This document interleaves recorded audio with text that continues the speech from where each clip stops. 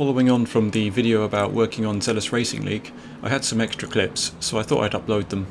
And I went back to test the replay camera in Assetto Corsa Competizione to try to find what the issue was exactly that I'd referenced in the last video. I used to get confused by the free roam camera, which you'd enable by pressing F7.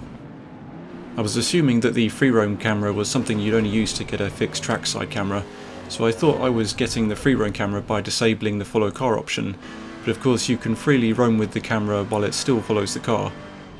which is potentially useful, for example, to stick the camera onto the side of the car, although there's preset cameras all over the car, so you'd rarely need to stick the camera to the car anyway. So I used to make the mistake of assuming that the follow car option was off when I was using the free roam camera, and I didn't notice that the follow car option was still on because I'd roam around while the replay was paused. The frustrating thing was that when you press play, the camera would get swept away with the car's motion, so you'd have to turn off the follow car option and then reset the zoom to easily see where you were going, and get the rotation reset, zoom in again, and then wind back the replay.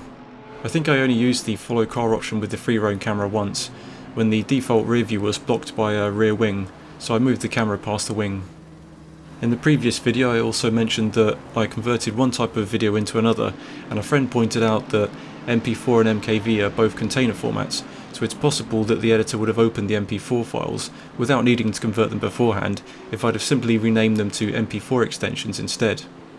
What's funny is that I had the same issue with the JPEG files that I tried to upload to Steam as artworks.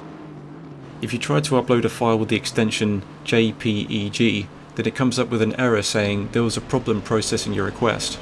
But if you just edit the file name to remove the E, so it's just JPG, then it works. You'd think that they could have made it more user-friendly by making the error message more informative.